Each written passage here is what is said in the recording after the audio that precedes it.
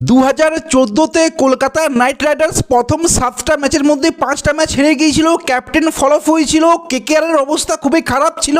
আর এখন 2026 সেম জিনিসটা যেন ঘুরে দাঁড়াচ্ছে।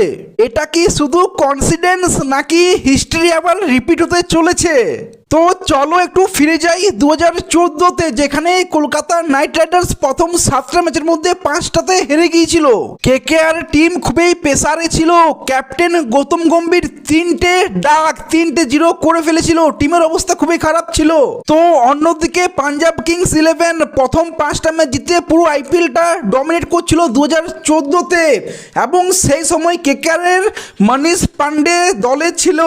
সবাই বলছিল কেকেআর শেষ, কিন্তু কিভাবে কামব্যাক করলো 2014-র আইপিএল ট্রফিটা জিতে কেকেআর কামব্যাক করেছিল। এইখানেও রিপিট হচ্ছে 2026-এও। প্রথম 7টা ম্যাচের মধ্যে 5টা আমরা হেরে গিয়েছি। আমাদের ক্যাপ্টেন অজিঙ্ক্য রাহানে 2টো ডাক 2টো 0 করে ফেলেছে অলরেডি। কেকেআর দলে এখনো মনীষ পান্ডে আছে। পাঞ্জাব কিংস এই বছরও পরপর ম্যাচ জিতছে, পুরো ডমিনেট করছে 2026টা। সো এইটাকে একটা র্যান্ডম কনফিডেন্স নাকি ইতিহাস অলরেডি লেখা হয়ে গিয়েছে? তাই প্রশ্নটা হলো, ইতিহাস কি আবার রিপিট হবে নাকি এটা জাস্ট কেবল একটা র্যান্ডম কনফিডেন্স? তোমাদের কি মনে হয়? কমেন্ট করে জানিও কিন্তু।